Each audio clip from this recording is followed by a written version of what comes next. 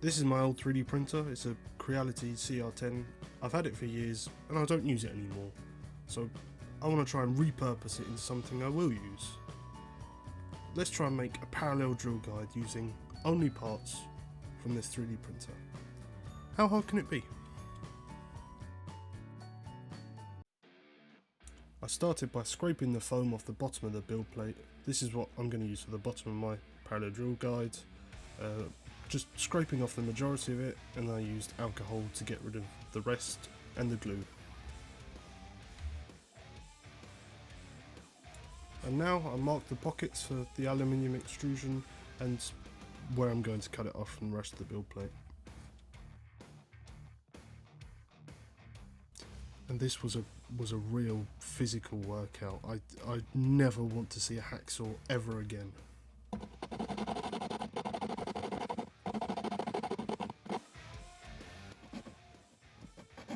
I had to use all sorts of weird angles because the throat of the saw wasn't big enough because the plate was too long and whatever. Now, filing the slots to shape, as you can see, I definitely didn't miss with the drill. And then more sawing and more filing.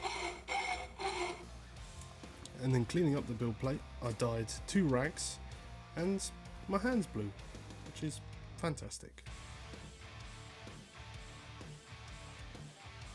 The bracket is simple, it's just a slot for the profile, 4 holes on the bottom to hold it to the plate, and then 4 holes on each side to hold it to the profile. The top holes already line up with holes drilled into the extrusion, and the bottom holes are just in case it needs more rigidity. I can drill them myself. The threads on the holes that are already there don't quite go all the way through, so I just need to tap them all the way to the other side. This is an M4 tap, and it's the same tap that I used throughout the rest of this project.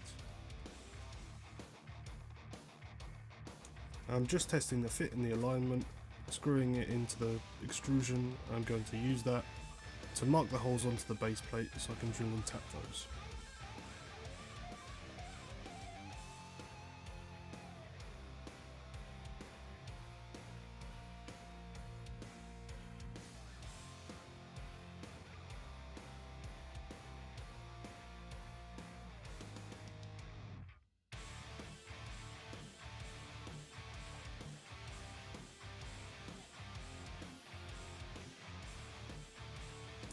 And I've learnt my lesson about cheap drill bits.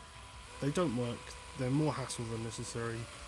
It is more expensive, but you need to buy good quality bits, especially if you're doing any kind of metal work. As you can see, it's not the straightest tapping in the world. I just can't do it. Maybe I need to make one of the tap follower arms, or maybe, considering all the projects I've done so far, I just need to work on holding my hands steady.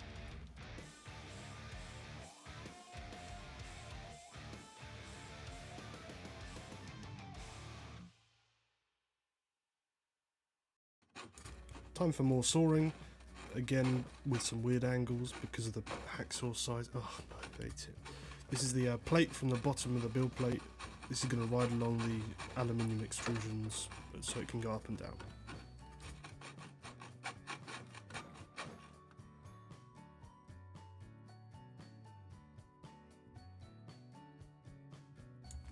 And these are corner brackets for a cross piece at the top.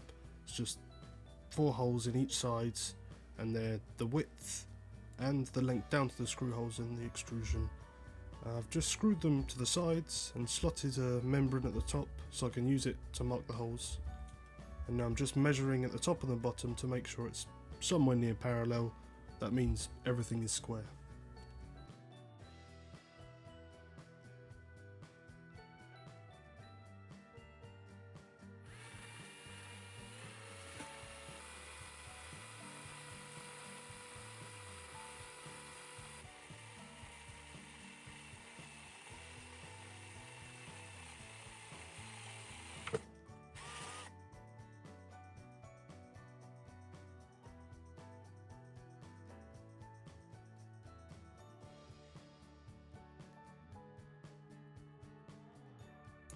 And not only am I bad at tapping, I'm also bad at clamping.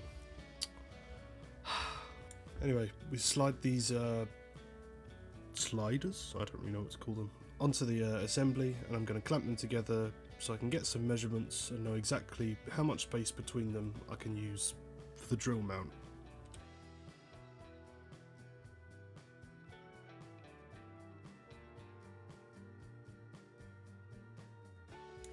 Now, more sawing, great. I'm just sawing this off and filing it down to get a flat and square reference edge, which is much easier to work with. There was a lot of slop in the sliders, so I thought I'd add another roller in, just offset slightly to help pinch down on the extrusions. That didn't work, but in the end it was ultimately unnecessary because the drill mount in the middle sort of tied them together and stopped that play.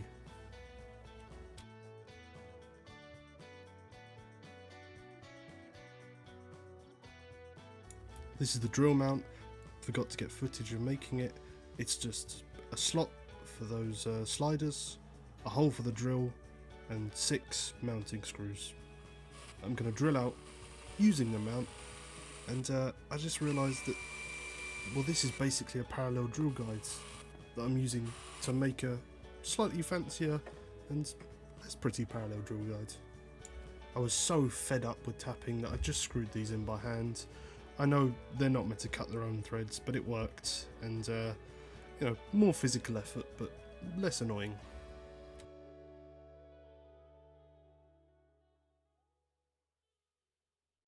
Now for the moment of truth, it doesn't actually fit. But it's a 3D printed part, I can go in the software later and change it. But for now, I'm using electrical tape. It works just as well.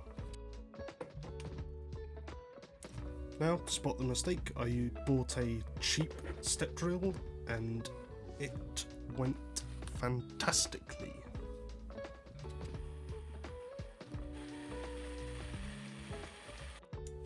I went back to files because, well, they actually work.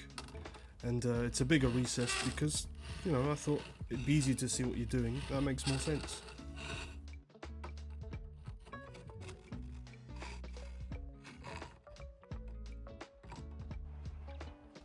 And this is the first actual hole I'm drilling with this. As you can see, tape not a perfect fit, and I'm wiggling it to get the rod in that I'm using to test it because the drill bits aren't the same size, and I know it's not accurate, and that just screws up the whole test, but bear with me.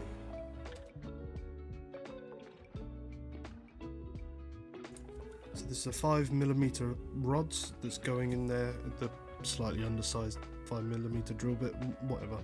And is it square? Well, no, it's not. There's a there's a bit of a gap on the bottom on this side, and on the other side there's a gap at the top. It's very small, but light does show through it. Now, this could be from the rigidity of the assembly, or even just from the pressure that I was putting on the drill as it was drilling down. I don't know. And you can actually see this one, because great camera angle. There's a bit of a gap at the top on that side, and on the bottom on the other side. Now, while this doesn't look great, it's actually only about 1.5mm over 20 centimeters, which I'm calling good enough. It's not perfect. This was never going to be perfect, but at least I'm using it. I wasn't using my printer before.